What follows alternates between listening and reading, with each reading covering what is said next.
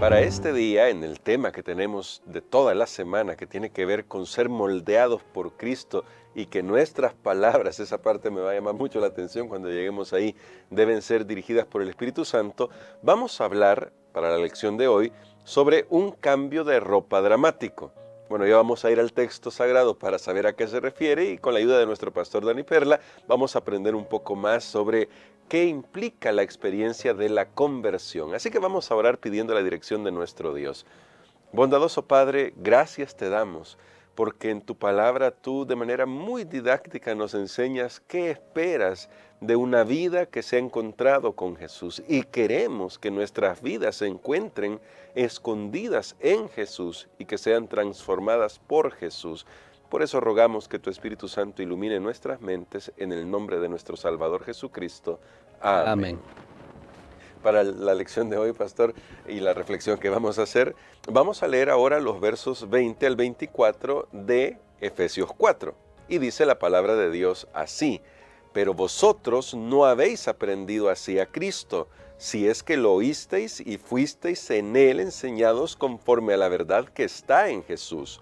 Acerca de la pasada manera de vivir, despojaos del hombre viejo, viciado por sus engañosos deseos. Renovad la actitud de vuestra mente y vestíos del nuevo hombre, creado para ser semejante a Dios en justicia y santidad. Y pastor, luego de la descripción que hizo ayer, la radiografía, como usted mencionaba, de lo que era la vida de los gentiles antes de conocer a Jesús, ¿por qué le resulta importante a Pablo recordarles su historia de conversión y por qué estas figuras que usa en esta historia de conversión? Bueno, creo que el apóstol ha sido muy claro que un cambio debe haber para una persona que Cristo ha hecho tanto por esa persona. Ha hecho una inversión tan grande y lo hemos estado estudiando en todos los primeros capítulos de Efesios, todo ese plan de salvación tan complejo que llevaba al apóstol Pablo a hacer doxologías en momentos de escribir, a orar por los efesios y por supuesto comenzó, a diferencia de Romanos, que de una vez comienza describiendo la carta de Pablo a los romanos, describiendo la miseria humana.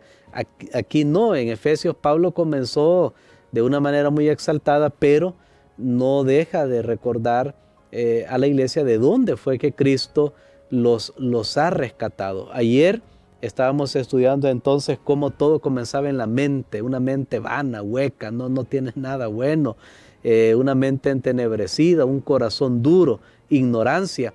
Pero ahora hay que remediar esto. ¿Y cómo se ha logrado remediar? Y ¿sabes qué me llama la atención? Que en los versículos 20 y 21, el apóstol Pablo utiliza todo un lenguaje escolar. O sea, utiliza todo un lenguaje de educación. Vamos a volverlo a escuchar ya con ese aspecto, con ese énfasis en mente. Que dice, pero vosotros no habéis aprendido así a Cristo, si es que lo oísteis y fuisteis en Él enseñados conforme a la verdad que está en Jesús. Bien, todo es un lenguaje educativo, definitivamente. Habla de aprender, habla de enseñar, habla de escuchar, habla de la verdad y definitivamente pasar de ese estado de degeneración a la santidad requiere un proceso, hay un proceso educativo. Ojalá nuestras iglesias fuéramos más conscientes que necesitamos educar más a las personas, necesitamos educarlos cómo vivir, hay que estar enseñando a las personas cómo comer, cómo vestirse. Hay un proceso educativo, no es automático, ¿no? Ya solo escuchamos el mensaje y hay que volver a repetir y la educación se basa en eso, cosas claro, que alguien vio en primer grado, las ve en segundo y las vuelve a ver en tercero y a veces se repite y el estudiante dice, ¿pero por qué? Pero es para que ese contenido quede fijo ahí en la mente del estudiante, pero aquí hablando de los estudios seculares, pero cuanto más de lo espiritual. Creo que hace falta más llegar a convertirnos como iglesia en un centro educativo, pero el apóstol Pablo, después de hablar de ese proceso, habla, no habéis aprendido así de Cristo, lo habéis oído, habéis sido por Él enseñados, pero aquí todavía hay algo más, hay una joya escondida, porque aquí está usando la figura de educación. En los otros versículos va a usar otra figura que es bien interesante, que es la que nuestra lección realza. Sí. Pero noten ustedes nuevamente, vosotros no habéis aprendido así sobre Cristo. Ok, está hablando definitivamente del proceso evangelizador, donde alguien viene y predica. Pero noten cómo él ahora pasa en el versículo 21, dice, si en verdad lo habéis oído y habéis sido por él enseñado. Una pregunta, ¿era Cristo que se le apareció a los efesios? ¿Realmente era en persona el que les había llevado el evangelio? No. ¿Verdad que no? Pero ahora noten ustedes que Pablo dice, si en verdad lo habéis oído. Aquí hay algo extraordinario. Cuando yo leí esto, realmente fue poderoso, porque aquí el apóstol les está diciendo a ellos, mira, cuando alguien te predicó el evangelio, no fue esa persona. Quien estaba enseñándote era Cristo. Debemos aprender. Recuerden que ya Pablo había hablado de los dones de liderazgo, que es lo que estudiamos la semana pasada. Debemos aprender a ver a aquellos evangelistas, aquellos líderes, aquellos pastores, aquellos maestros, aquellos profetas que vienen y hablaron en el nombre del Señor, que más allá de sus palabras, quien estaba enseñando era Cristo Jesús. Esto coloca una gran responsabilidad en el predicador y en el líder, para que él sepa que no son sus palabras, o ella sepa quien Dios elija, sino que es el Espíritu de Dios que está detrás de él. Realmente a mí esto me animó mucho. Me animó mucho porque dice, está hablando cómo alguien les enseñó de Cristo, pero luego él lo personaliza y dice, mire, si es que Cristo fue el que les habló, es que Él fue el que les enseñó, aunque había sido una persona humana. Esto también nos ayuda, porque aunque la semana pasada hablamos un poco de liderazgo y a veces problemas que pueden haber, pero nos ayuda también para poner las cosas en su verdadera perspectiva y aprender a reconocer, a honrar, a respetar a aquellos que vienen y nos hablan en nombre de Cristo, pero que a través de la obra del Espíritu Santo es como que si Cristo estuviese hablando a nosotros. Quiere decir, pastor, que, bueno, y se ve claramente, lo que le interesa a Pablo no es tanto que ellos tengan un conocimiento intelectual sobre Cristo, sino que experimenten una relación con Jesús.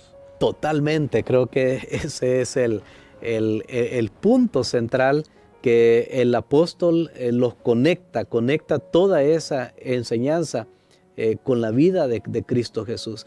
O sea, la iglesia es más allá de un edificio, más allá de personas que tienen que estar representando a la iglesia. La iglesia es Jesús, hermanos. Él es la vida.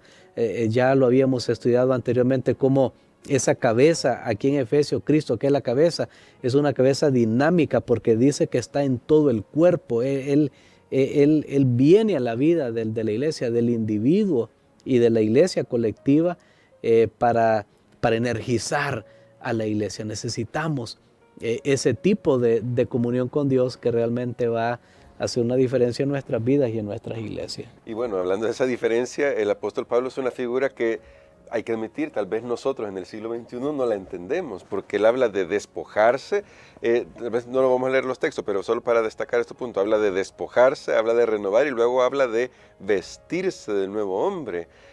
¿Por qué es importante esta figura en el contexto en que se está estudiando este tema? En consideración de que tal vez nosotros no lo vemos tan impresionante, porque nosotros nos cambiamos de ropa cada día. Nosotros todos los días cambiamos mudas, podemos usar una cada día de la semana, pero parece que no era así con ellos.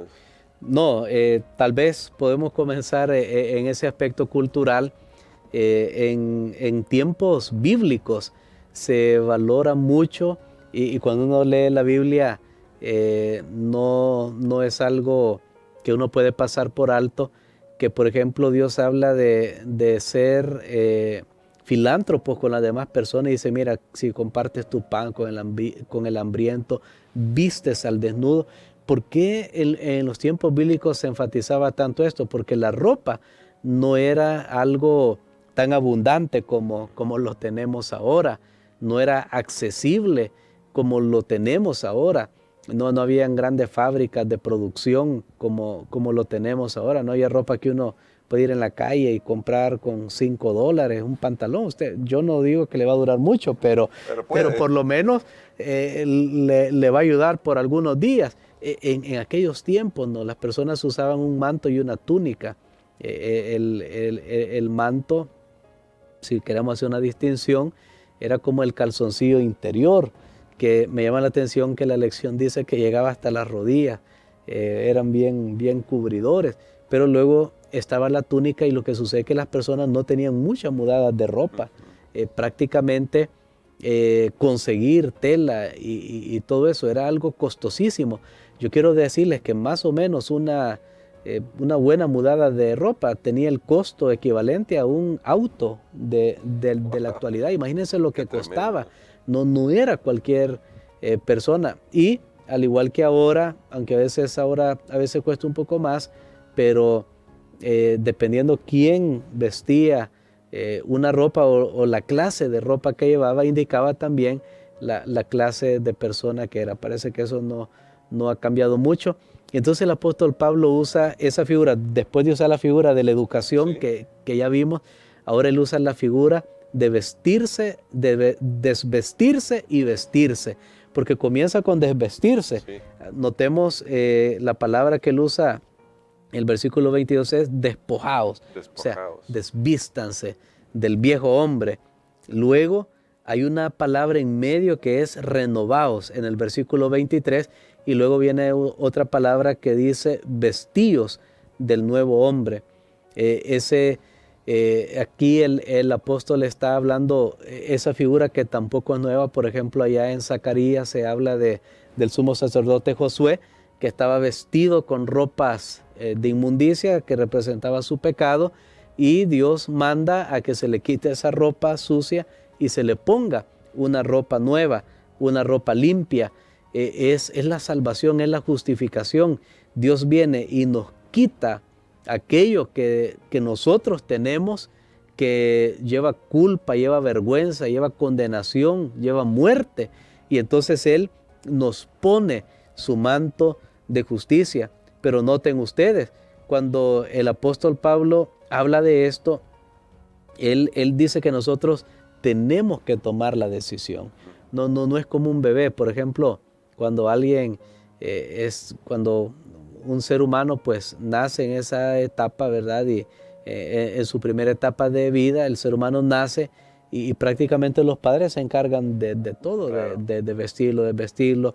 A veces hay padres que tienen mejor gustos que otros, pero el niño no sabe, o sea, él simplemente acepta lo que se le ponga. Pero aquí en la vida cristiana Dios no hace esto a la fuerza, y tal vez es algo que tenemos que entender.